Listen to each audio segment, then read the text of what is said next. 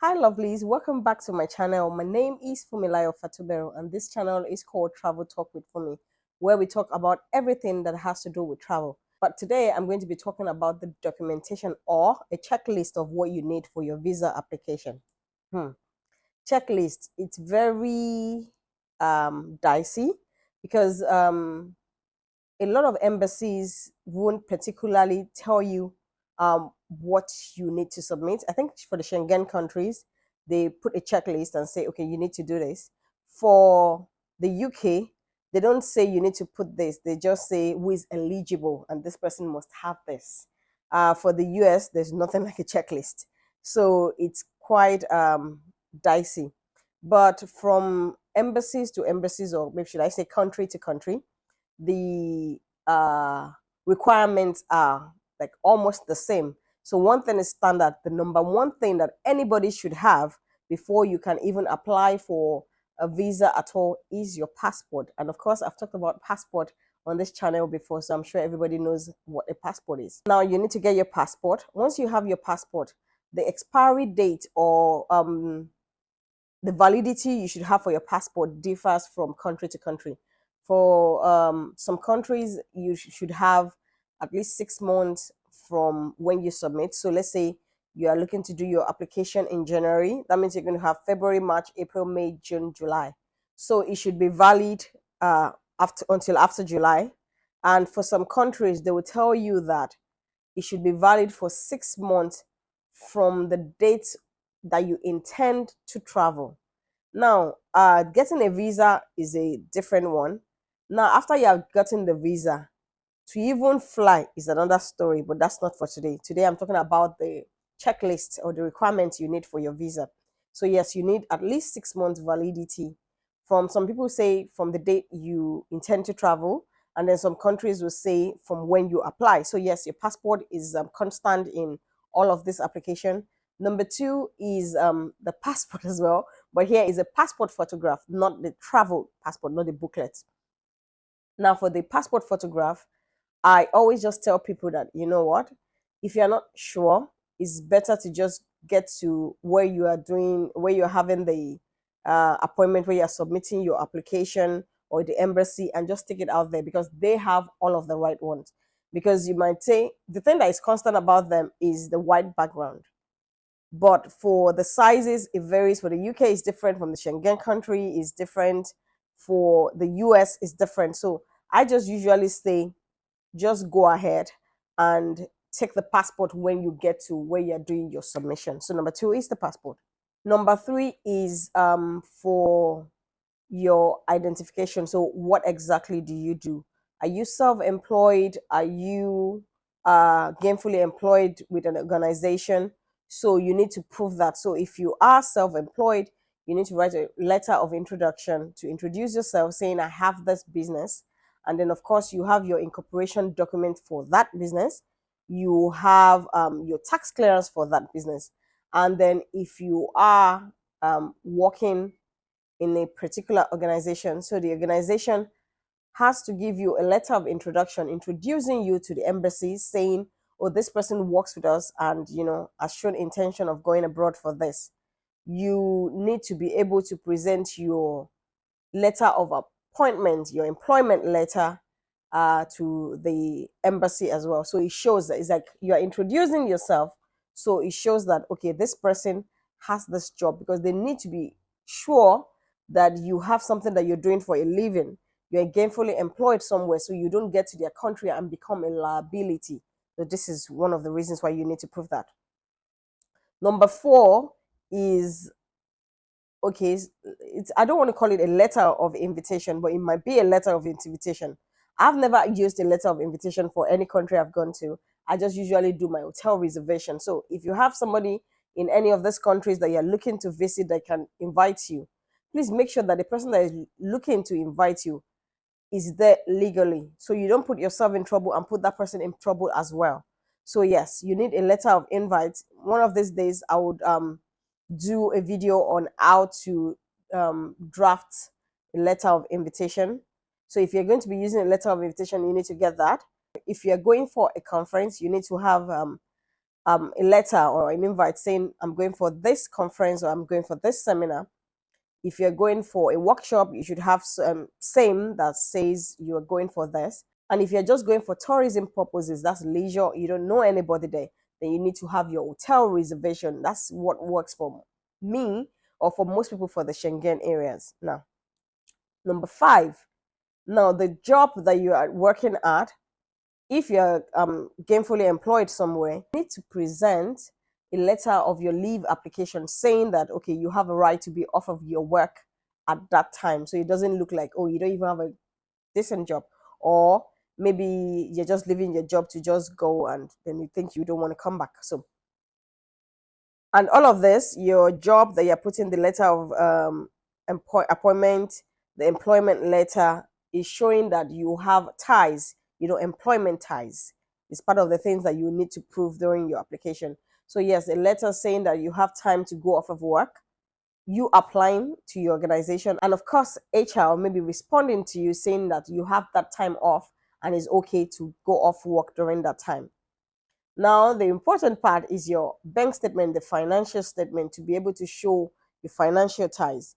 Your bank statement should be for at least 6 months. Schengen countries ask for 3 months, but I always just tell people it's better to be safe than sorry. Just bring the 6 months. If they don't want the 6 months, then they take out the last 3 months that they want. But usually it's better to always do 6 months. So you have 6 months of your bank statement. This bank statement should be stamped by your bank, and of course it will be signed. And then I always tell people it's always nicer to having a cover letter from your bank introducing you. Most banks don't want to do that, but if you insist, they will do it. They will just charge you for it. Your bank introducing you, saying, oh, this person banks with us, has banked with us for this period of time, and of course this account is genuine and or whatnot. So just to prove your financial capability to be able to take that trip on your own. If you are going to be using a sponsor, somebody's paying, they are using your sponsor's bank statement. So if it's from your job, it's the organization that's sponsoring you, then you need a corporate bank statement from your organization. If it's going to be a friend or a family that is sponsoring you, you need a bank statement for them. It doesn't have to be a Nigerian bank statement, as long as there's a cover letter saying that they are the one taking care of all of the trip or part of the trip, then you need their bank statements. So any bank in the world would do, not necessarily a Nigerian bank. I don't know what number I am, but I'll just continue that way. Then trying to prove your financial ties as well. When you've left your bank statement, if you are gainfully employed in an organization, you need to include your pay slip as well for the last 6 months, because it will carry what you have paying from your job every month in your bank statements and of course on your pay slip, so it makes it easier. What you can do again is to prove family ties. If you're married, by all means, your marriage certificate. And I always say to people, when you're putting your marriage certificate, just get it notarized. It's next to nothing. It makes it easier.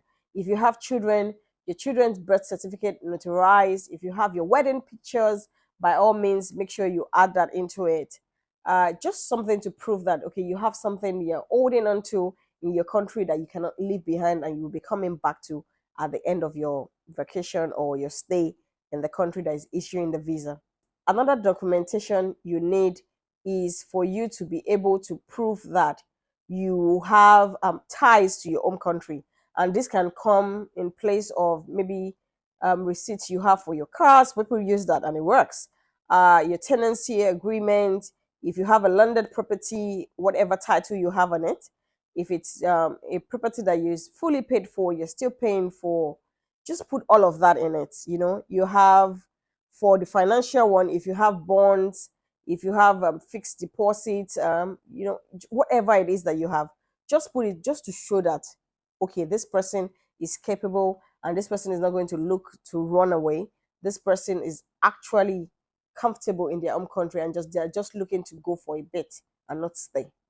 Another documentation that you need, some people call it a cover letter, some people call it letter of intent, but it's always very important, especially when you are going for a country that you don't have to attend an interview physically, that you just go and submit your documentation. A cover letter of intent is always very, very, very important, because then it shows that, okay, this is what you're going to do there. This is so now a cover letter is different from a letter of introduction, maybe from your job or your bank. Uh, it's something that you write. Nobody's going to write it for you. You are the one writing it to the embassy, saying that, okay, this is me. This is my intention. This is what I have. This is what I've included in my application. This is the reason I'm looking to go.